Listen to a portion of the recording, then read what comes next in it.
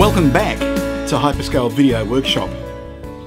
My name is Brett Green, and today on the doorstep I received an order that I placed at Lucky Models a couple of weeks ago, and that was the Meng Model 1/48 scale A-18F Super Hornet.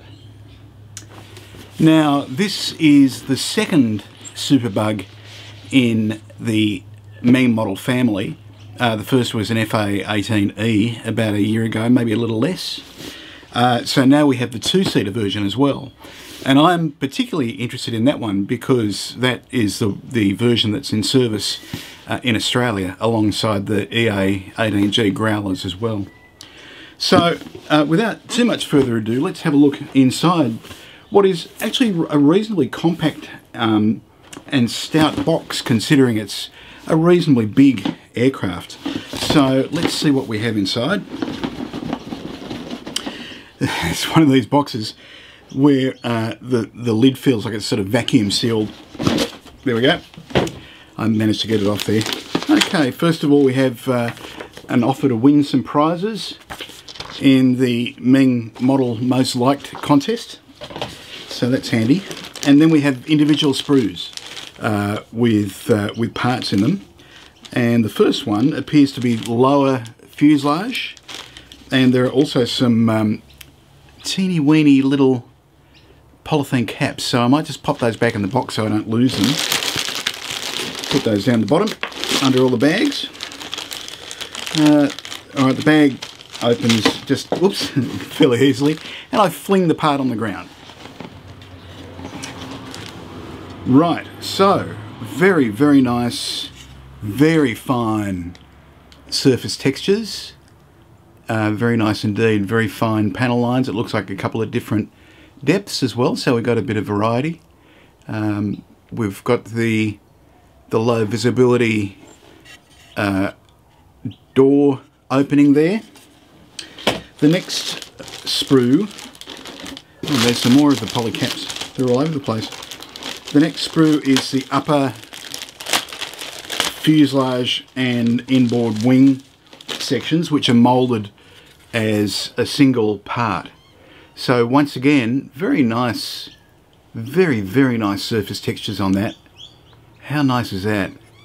And I can see from where I'm sitting, and now you can see it too, the fairly large locating pins. It looks like the no glue required style of locating pin that are on the fuselage interior.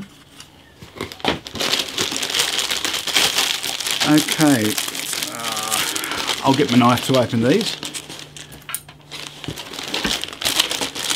And here we go. Just pop that down there. And this sprue has looks like the forward fuselage panels sections, as well as the sides of the fairings for the intakes, and a number of smaller parts too, as well as the nose. There's an instrument panel there. Let's have a look at the next bag.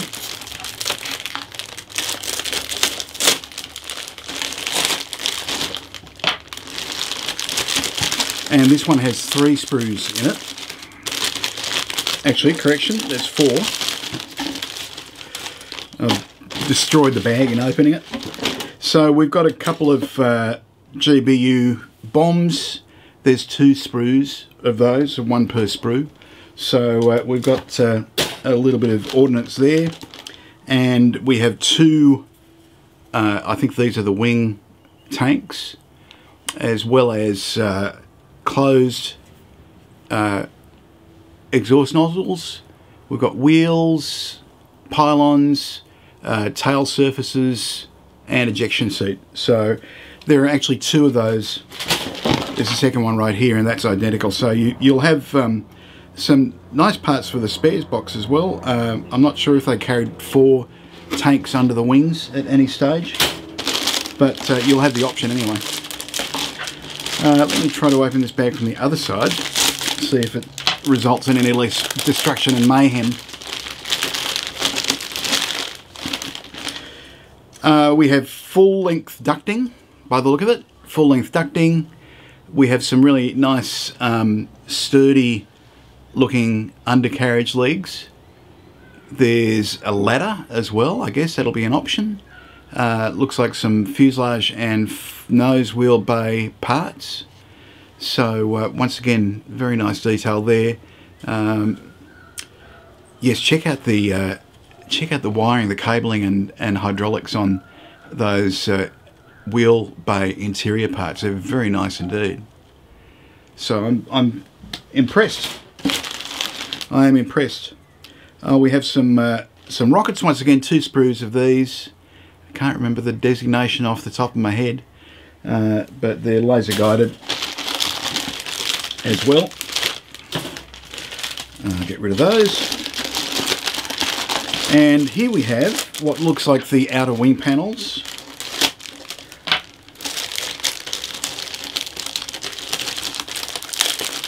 There are some smaller sprues here as well.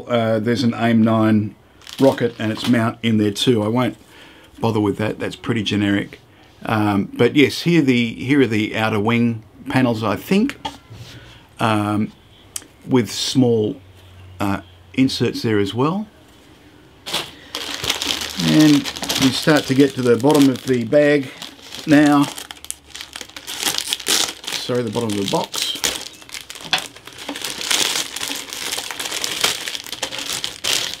And we find the fins. So there are the tail surfaces. Very nice. Good detail there as well. And we have some Sparrow Missiles by the look of it. So there's 1, 2, 3. Is it 3 Sparrow Missiles in that little bag? There's some more sidewinders. There's 2 more sidewinders in there and some cockpit parts. Actually, I'll just pull it out so we can have a closer look at the tub.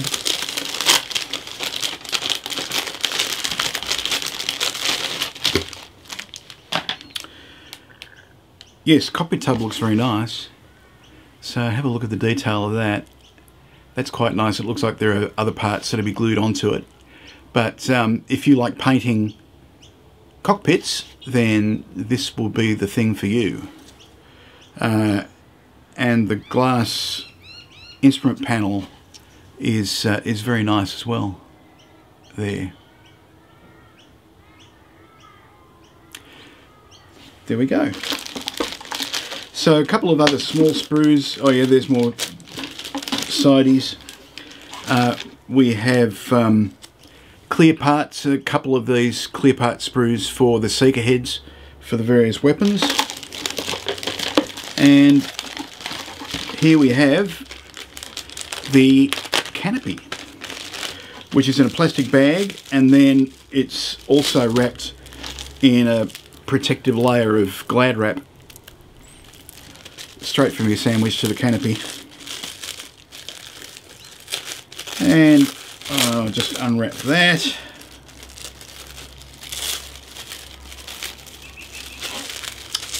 So this is the windscreen. Now that's impressive. I don't know how much of the clear part you'll be able to see. Oh yeah, that's not bad.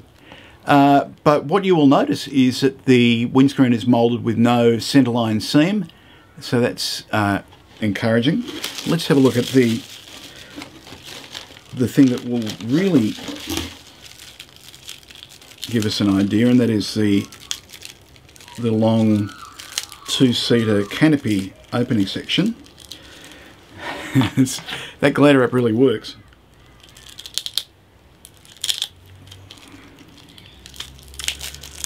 Just talk amongst yourself there for a few minutes. I'll get that eventually. And there we are, finally. So there's the there's the canopy with the centerline seam. Not too bad. Looks like you'll be able to scrape that down and just sand it away. I've got another courier who's just arrived. Actually, we might be able to do an impromptu, another impromptu visit in a few minutes. Let's see what he's got. And the final piece of the puzzle we have here is the Decal Sheet. Yep, that's me. Thanks very much. Great. Thank you.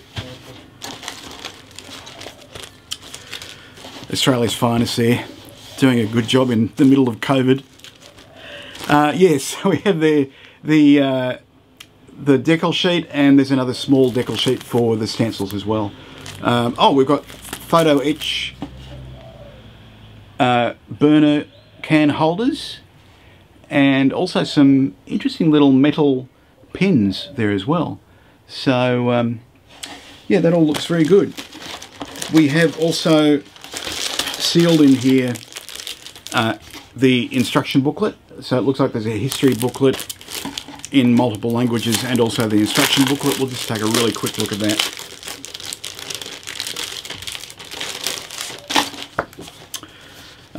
Yeah, so we've got some leaflets with history and background and so forth.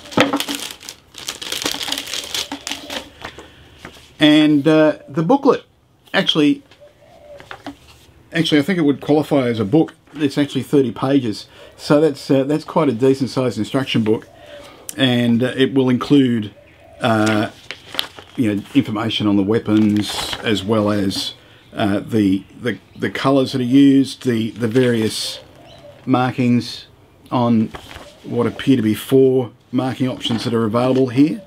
So we've got low vis as well as that high vis one that we just saw before, and the always popular Jolly Rogers.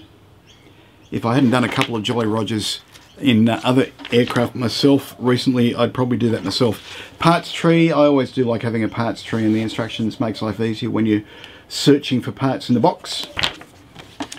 And yeah, some nicely illustrated assembly instructions as well. So that's it.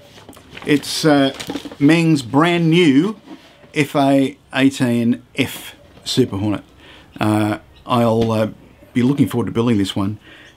We tend to think of the Hasegawa, or I do anyway, I tend to think of the Hasegawa FA-18 E and F kits as quite recent, but you know, they were released in 2005, so they're more than 15 years old. They're pushing 20 years old, and this looks like it is a step above in terms of surface textures. It's several steps above in terms of the level of detail, particularly on the interior parts, the inside of the wells and the cockpit itself. And if the Hasegawa reputation is anything to go by, this should be easier to build as well. So that's it. Meng's 1/48 scale FA-18F Super Hornet. I'm Brett Green from HyperScale Video Workshop. It's bye for now.